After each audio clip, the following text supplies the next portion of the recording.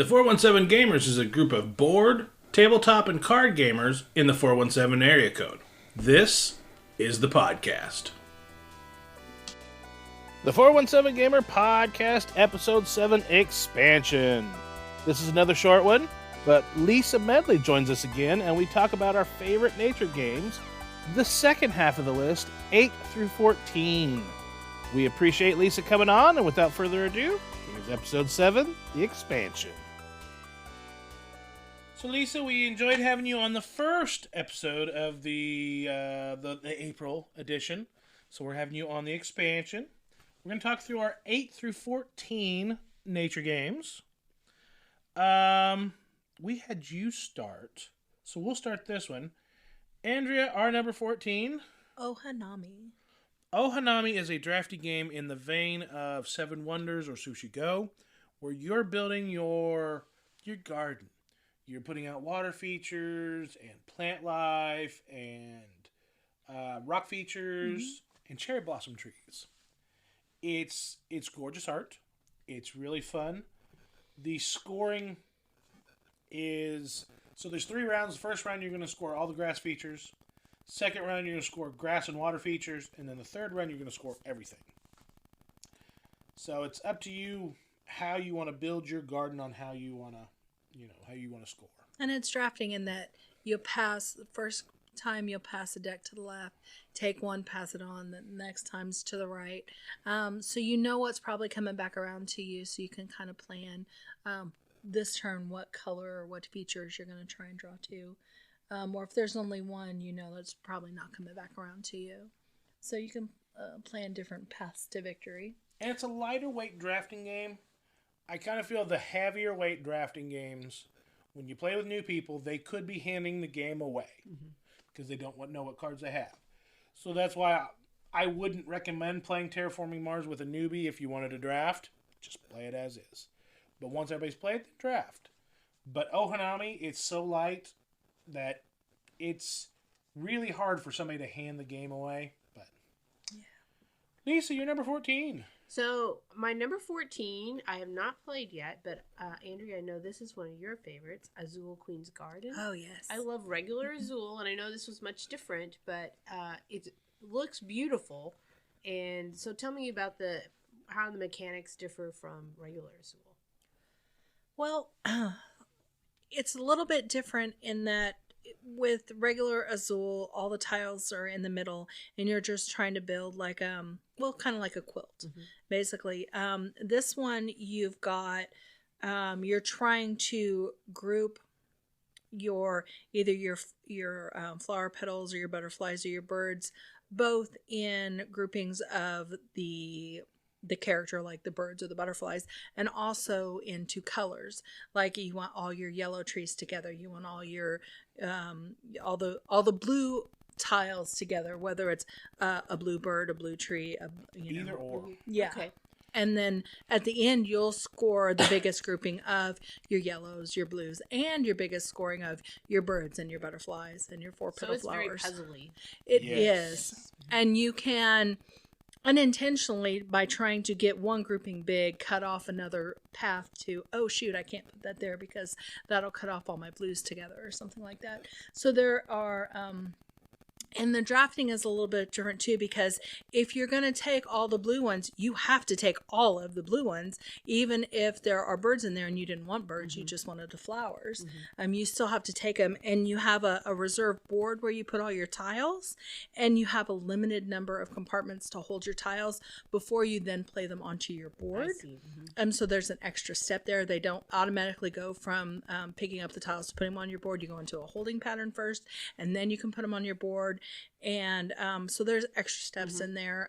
So it is quite a bit more complicated. I would start new players out with Azul. I would not start new players out with Queen's Garden. No. And I would start seasoned players with Azul first before you bring them over to Queen's Garden. Yeah. But it is really, if you played Azul and you're like, I really like Azul, but I played the heck out of it. No, I'm kind of over it. Well, this one just changes it so much that you'd be like, oh, it totally refreshes the whole mechanic. Yep. All right, that brings us to 13. Our 13 is Triassic Terror, prehistoric nature. Jurassic Terror is a mean area control game where you have your little packs of dinosaurs. Each round, you're going to grab one of the power tiles. And that power tile could be the T-Rex scattering dinosaurs. You could be grabbing the raptors who are going to go over and gobble up different packs of dinosaurs. The pterodactyl will pick up a dinosaur and take him and put him another place. You have another tile that'll allow your dinos to reproduce. And then I forget what the last tile does. I think it's just migration. You move your dinos. You can split them and merge. Or migrate. Really fun. At the end of each generation, you'll get points based on who has the most in each habitat. Because you'll have a grasslands, a wetlands, a desert, and then the volcanic area. Whoever has the most points. And there's like Tier 1, Tier 2, Tier 3. And you want to try and get points in each. But if you spread yourself out too thin, make yourself really easy pickings for the Velociraptors to come get you. Or the T-Rex for that matter. Very fun, but kind of mean. And it's funnier when it's played with more people. I think it plays 3 to 6, but 6 is a bit much. I really like this at the 3 to 5 count. 3, maybe not enough. 4 and 5 is perfect. 6 a bit much. Do you remember this one? I don't. I'm sorry. Lisa, you're number 13. So my number 13 is number 13 because I haven't played it yet, but it was your number 1. Well, okay, I did play it. Cascadia. Yeah.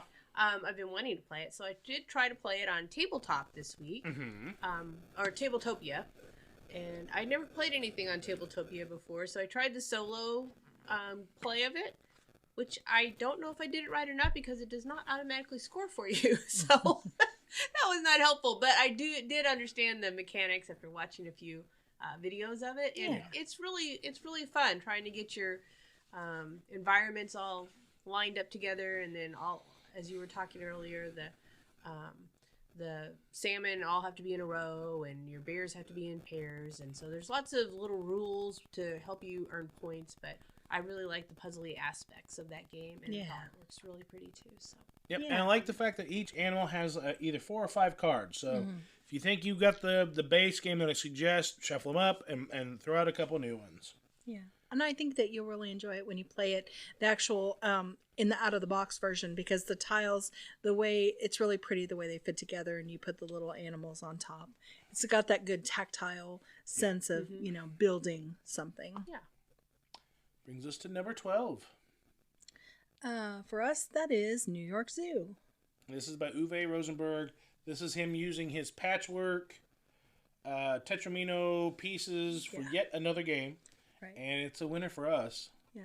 It's quite a bit easier than Ark Nova. It's also another, you're building a zoo, but this time you're building a zoo with your Tetris pieces. And your enclosures are your Tetris pieces, and you're trying to fill the whole board so you have as many enclosures in as you possibly can, and then each different enclosure will have a different type of animal, and then the animals will breed, and you get more points for more animals. It's more it's a lot easier to teach, but you've got a large board, though, in the middle that you're moving your piece around, and you can choose where you want to stop, whether you want to pick up a different type of animal or a different enclosure piece. And it's a little more... Ark Nova's more serious. I find this one a little more fun. Yeah. A little more lighthearted. It's the first one to fill their board wins the game. Yeah. So you're filling the board, but you can't just get the zoo pieces. You need to start filling it with animals, because if at any time you can completely fill an enclosure, you get a bonus piece. The bonus pieces are pretty big. There's a roller coaster, there's a Ferris wheel, there's refreshment stands, and then I think there's also porta potties towards the end that are little one pieces that help you fill in the little one spots that you can't quite get to. And just as a real zoo, you need them porta potties. Yes. Yes, you do, or the appeal will go down. Yes, so down. Lisa, you're number 12. So my number 12 is a game that has been in my collection for a while, and again, yet to get to play it. Oh. So, Root. I love the theme of Root. Mm-hmm. Very much looking forward to that. So I'll let you guys tell me a little bit about Root. All right. Root is a battle game. It's a war game. It is developed off the Coin series, which is counter-operative insurgency, something or other. Somebody correct me on what each of those letters mean, but it's a system that several war games have been put on. Basically, every faction operates at least slightly different, if not completely different than each one. So your birds have a stacks of cards that they build up to get power and power and power. And if you don't continually feed that engine, they go into chaos and you lose it and you have to start from scratch. Then you have the vagabond, which can be the raccoon, the armadillo, or something else. Each one of those has a different power. One is basically allying with everybody and helping everybody. But if he gets too powerful and everybody needs to turn on him, otherwise he wins by himself. Then you have the cats, and the cats are just trying to control everything. And then what was the green? Each faction plays differently than the next. The game is fun, but since it's so asymmetrical, you have to teach everybody each of their parts. It's a bear to teach. Yeah, so that you know what everybody else is getting ready to do to you. But in our group, you have several people that love playing that game. Okay, good. Both Ethan and I think Keegan. I know Ethan loves that game. Jeremy Fisher used to be a DJ on Q102. He loves that game. So anytime you see either of those two, they will absolutely teach you Root. Ben, that was on our podcast back in January, he loves Root. So find those guys, they will teach you Root, and you will find out if you love it or hate it. That sounds great. Yeah.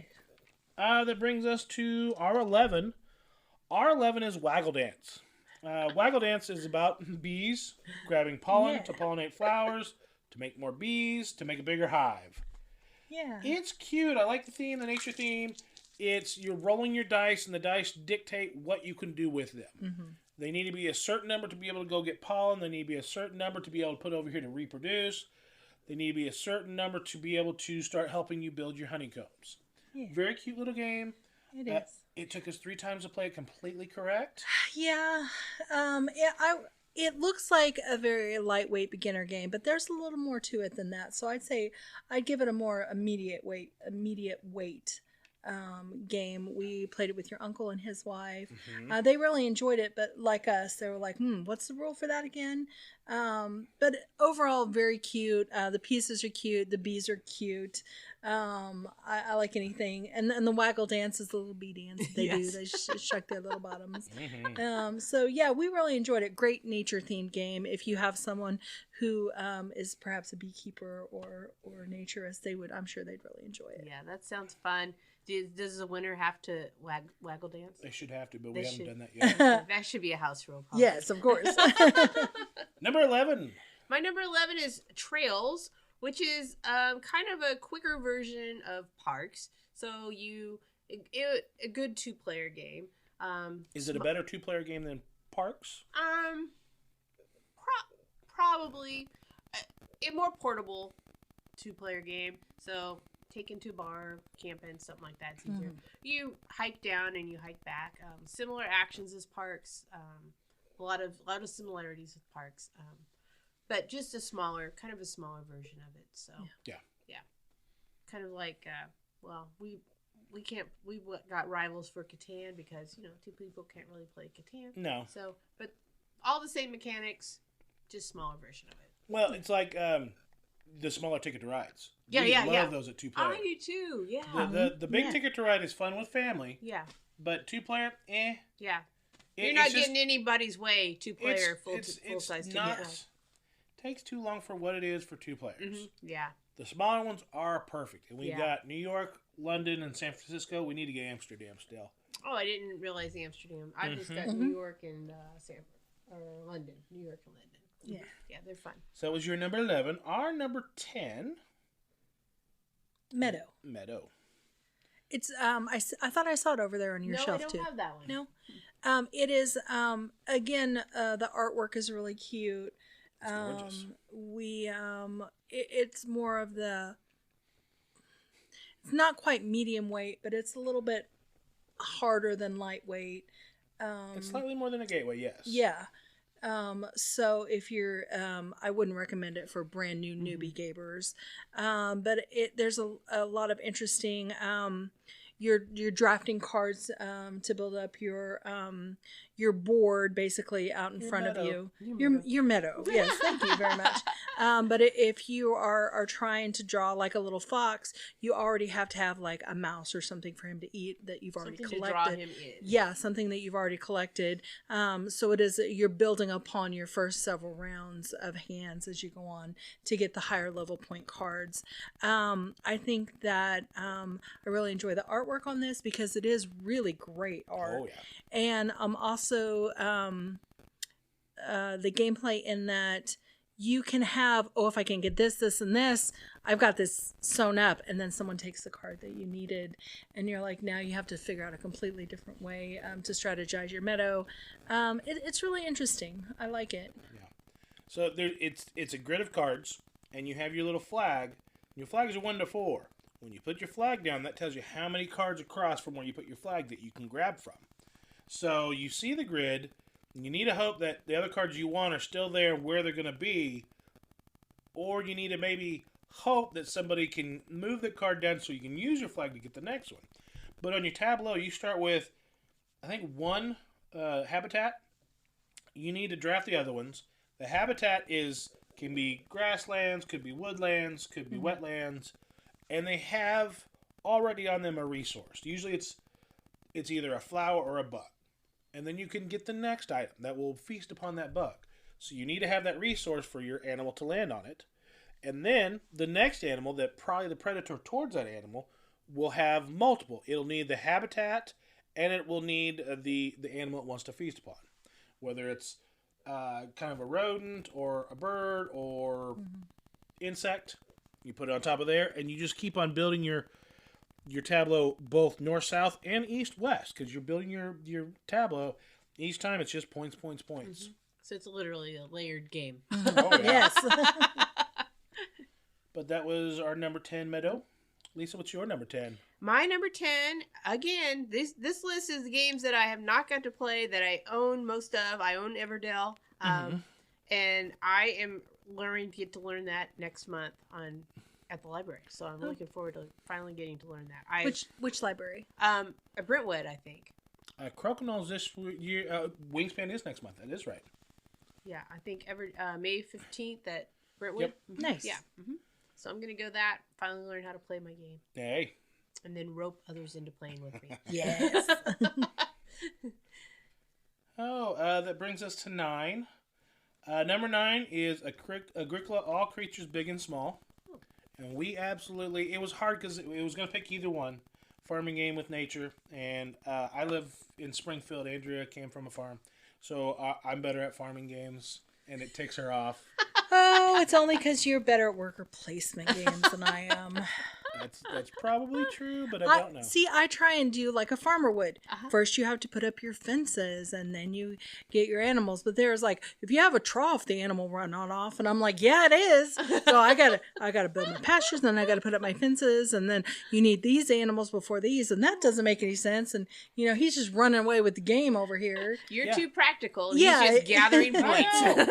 I put a trough in my house so I can have 2 pigs. Yeah, exactly. I'm like, you can't do that, and he's like, nothing in the rules says you can.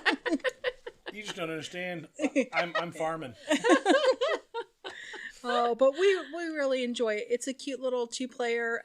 We played the 2-player game first, the All Creatures Great and Small variant. There is a bigger, just Agricola game that came before it. That came first, the chicken or the egg, and it's a much bigger game. It's like plays up to 4, I think. And wow, I played that for the first time and was totally overwhelmed. More like a Terraforming Mars version of a farm. There's a lot going on there. Oh yeah. And I really struggled with that one. But the 2-player All Creatures Great and Small, we played it a ton of. We have. And we really enjoy it. Your number 9, Miss Lisa. My number 9. I own this game and I almost got to play it, but still not yet. Wingspan. So I've had Wingspan. I bought Wingspan not long after it came out and have just been wanting to play it for a long time. But the game night that I had set up to play it, I had Wingspan and Quacks of Quedlinburg, and I taught Quacks, and somebody else taught Wingspan, and we didn't ever get to train. Those jerks. I know. So, it's, but I've got a good list of games that I'm aspiring to. Hey. So, yeah. Brings us to number 8. Andrea, what is our number 8? Mariposa. It's about butterflies. This is also designed by Elizabeth Hargrave from Wingspan fame. This is published by AEG. This is an interesting game for me in that I feel like it's the perfect nature game because everything is very realistic. You have to, as your monarch butterflies migrate for the breeding, you have to make sure you have to get just enough pollen in each stop to keep your butterfly alive. And then you have to find a mate, and then you have to reproduce. And then you have to try and get back down when the seasons change. You have to go back down where you came from, back down to the warmer climate. And it's almost a little sad in the way that watching a nature documentary is sad, and that all your butterflies are not going to make it. You're going to lose butterflies. Yeah, your first generation butterfly is guaranteed to die before you get back to Mexico. Yeah, because they just don't live very long. You may be able to get a second generation, but it's usually your third and fourth offspring that'll finally make it back to Mexico and get you some points. Yeah. So I find it interesting for me in the nature documentary style of, learning how butterflies do their migration routes, and are all very realistic, but it's a little too realistic for me. And then I want my character to live, You want a happy ending for your butterflies. Yeah, exactly. Right. And that I don't get that Player from one this is game. Deceased. No. Yeah. So, Lisa, you're number 8. My number 8 is a game that I bought after we went to Gen Con last August on Kickstarter, and I'm waiting for it to ship. It should be shipping any time now, and it's called Hike It. And it is based in the Smoky Mountain National Park, and so the whole board of Smoky Mountain National Park stops on the way through the park, and it seems like it's going to be kind of a mashup between Trekking the World and Parks, where you're going different destinations, collecting things for different victory points. Yeah. And I hope it is super successful because I really want him to do one of Yellowstone. So we've been to Yellowstone about 18 times. wow. I know. Through the years, we've been married 33 years, so our first 15 years, we went to Yellowstone almost every year, hiking and fishing. Yeah. And so I hope that buy Hike It so that I can get a Yellowstone version. Very cool. Hey guys, badges for Moon City Con are on sale. The VIP passes are gone. Being able to pick your cookie flavor is already gone, but there are so many things to do and see. We have updated our play-in wins. Go over at BDG Con. We made a geek list for that. We also have been updating it on our news page for mooncitycon.com. So many things to do. Get your badges right now. mooncitycon.com. We'll see you there. Well, thank you very much for coming back on the episode. In the first episode, we talked about you are an author. Yes. I'd like to put that out there again. Where can people find your books? On Amazon, just Google don't Google. Search on Amazon for Lisa Medley. And I have 9 books: dark urban fantasy, paranormal romance, and sci-fi adventure. What's some titles? One is called The Monsters of Mayberry. And it's about a monster. And then I have Mayberry? Sort of. Not in Mayberry, but you'll have to read it to find out. I have another one that's a Sasquatch shifter story, and that's called Shifted in Seattle. I have a Reaper series and Grim Reapers in love, because, monsters need love too, because how else would we get baby monsters? Exactly. And then I have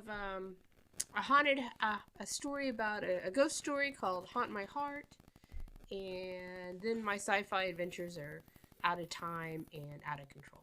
All right.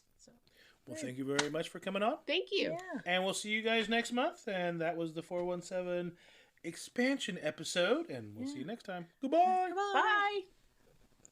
So I have questions about Yellowstone since we're talking about Earth Day.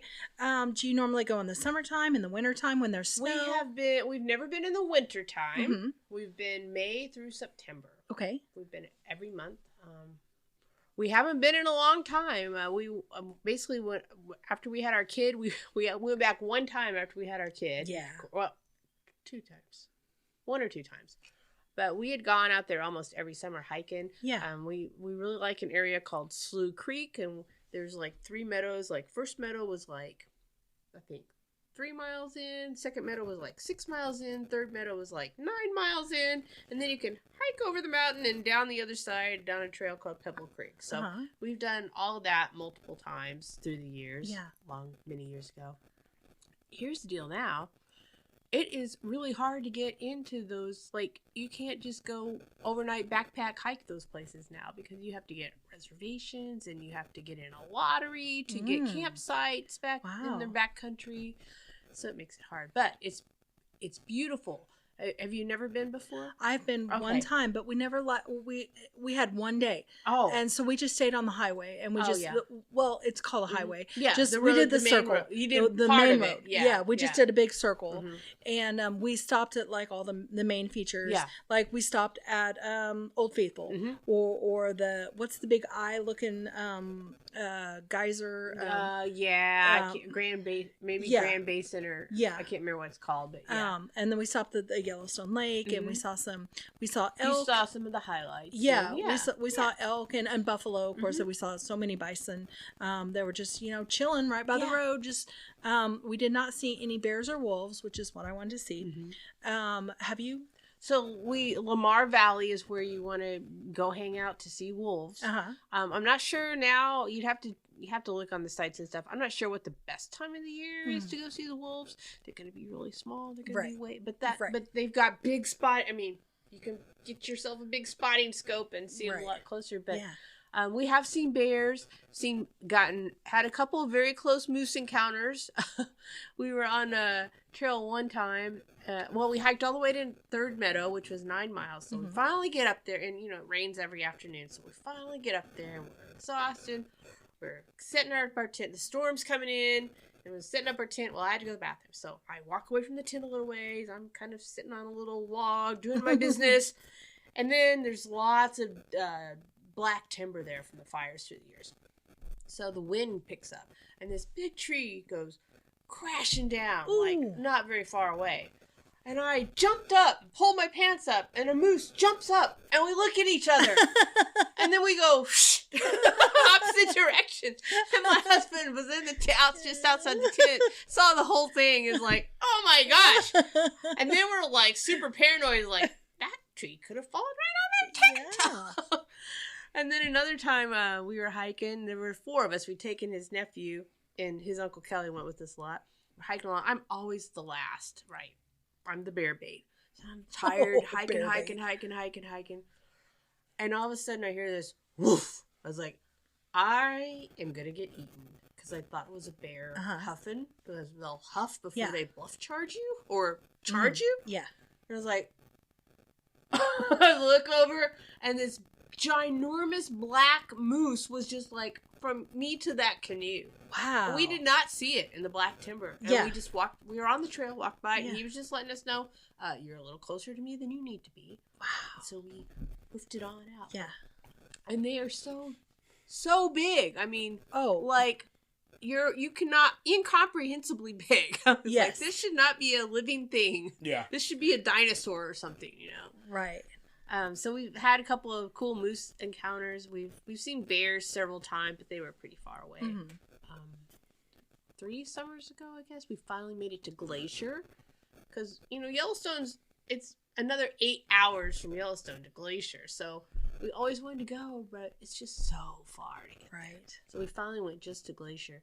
Yellowstone, we did not see near as many animals in Glacier because it's so vast. And there's literally the one road going to the Sun Road going through it. Yeah. But it was amazing too. But for the wildlife, Yellowstone's definitely the place to go. The last trip the first trip we went there, we spent several days and stayed in a little cabin in Livingston, I think. Or between Livingston and the Gardner entrance. And then went into the park every day and explored around everything. Went on little mud pots and all down all the little roads and followed everything out. And then after that, we kind of would pick an area and go hike it pick a trail that we would hike and do backcountry camping and fishing. And then, but the last time we went, we took my daughter, she was 5, and my mom, and Brian's dad. It was a hoot. And so we did the whole tourist thing again and went to every little mud pot and down every road and every tourist. And it was fun. It was just as fun as the first time. So, yeah. But you need probably 3 days. 3 days, you could probably see pretty much go down every little spot. Yeah. Hike there's some easy trails, hike a couple easy trails just to get out there. Yeah, sure. Stay on the trail though, because there's I thought it'd be fun to go in the wintertime, like rent snowmobiles. Yeah, I think they have some kind of snow vehicle that they can take you through the park in. Yeah, I always thought that would be super cool. Yeah, that's the only time we haven't gone is winter. Yeah, I've watched lots of behind the scenes documentaries and stuff. We just watched one last night. I recorded on it. I think it was BBC. It was Yellowstone, summer. I missed spring. We watched summer, winter, and autumn. And we just watched that last night. Oh, very cool. It was very interesting. It was cool. So, yeah, maybe bucket list for us. Okay. Yeah. You want to go on a snowmobile with me? Possibly. Yeah. I don't know if the Yellowstone Lodge is open in the winter or not. I think it is.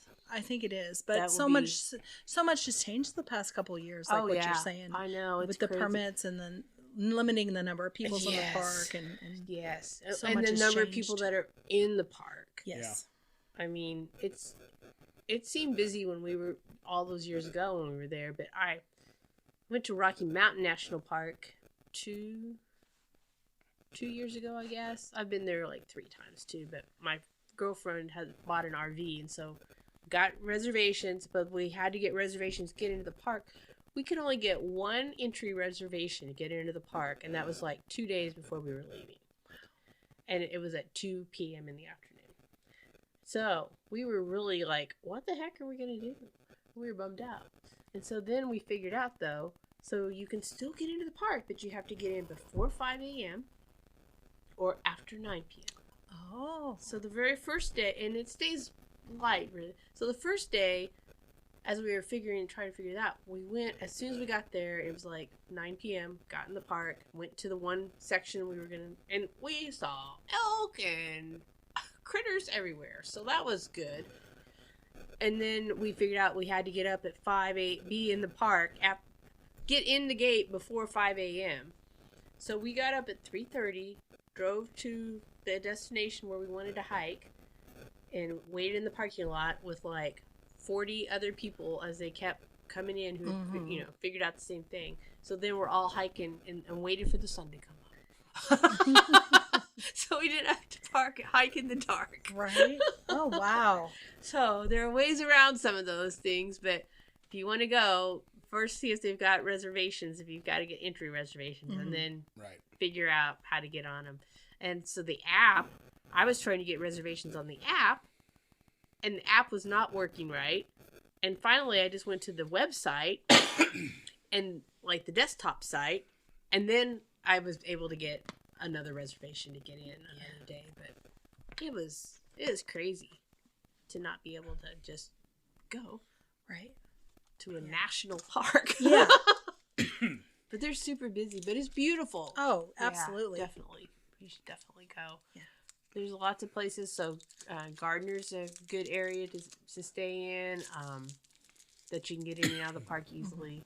Livingston, I think Livingston was maybe 30 minutes away, but it's a neat little town. It was really fun staying there too. We stayed in some kind of little, it wasn't a VRBO, but something kind of like that. Yeah. And there's a bunch of neat places. So very cool. Yeah. Well, speaking of wolves, one of the planned ones we're going to have for Moon City is the wolves. The wolves. Mm-hmm. Oh. So you're trying to build up your pack of wolves. Oh, cool. So it's got some area control aspects. You can attack other wolves.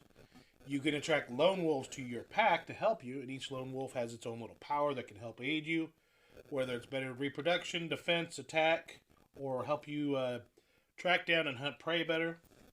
And then as you add to your little tableau, it's a little bit of an engine builder on what you can do. But yeah, that sounds fun. Yeah. Yeah. So coming to Moon City, should I stay in a hotel there, or I mean, how late am I going to be playing? You think? The hall will be open till at least midnight. We were Okay. trying to work with the place to see if we can have it open 24 hours. Trying to get a hold of a hotel is a pain in the butt. Trying to get your logistics down. It was so nice working with them to get our spot and all that stuff, and it's not just them; it's everybody's hurting on employees and all that stuff. And they only have so many people doing each thing, and because we'd like to have it open 24 hours for the people that want to stay on site, and it's moved from our previous location. You were at the Oasis, weren't you? We were.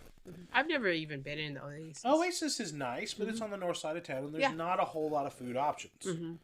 Down on the south side where we are, there's a ton of food options. Oh, you are on the south side. Yep. Yeah. I was Hilton thinking you Garden were. Maybe it's not a Hilton. I was thinking you were just across from the Walmart Supercenter there, and Well, it's pretty much where James River Furbway and Glenstone meet. yeah, where the aviary is. And, Yeah. Okay.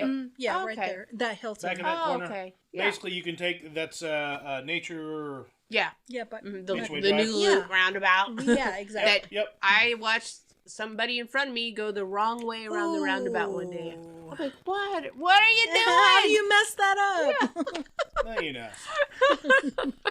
But yeah, I mean, Okay. Well, that'll be. Yeah. All right. so within a 5-minute drive, you've got Everything. Oh, an everything. Outback at Colton's. Yeah. You know, so many different food options. On the north side, your highlight was a Fazoli's. Yeah. On the south side where we are, your low light is a Fazoli. Yeah. Yeah. And they're the same quality, and I'm not knocking Fazoli's. I Yeah. mean, in a pinch, if you want pasta quick, it's not bad. Yeah. Yeah. But at the end of a gaming night, if you're on a vacation, and a lot of people do these conventions on a vacation, Sure. you might want to have a nice meal. Yeah. And we have all options. If you want to game on a budget, there are some budget meals close to us. But if you want a really nice meal, there's Char down the street that has, good oysters, good steak.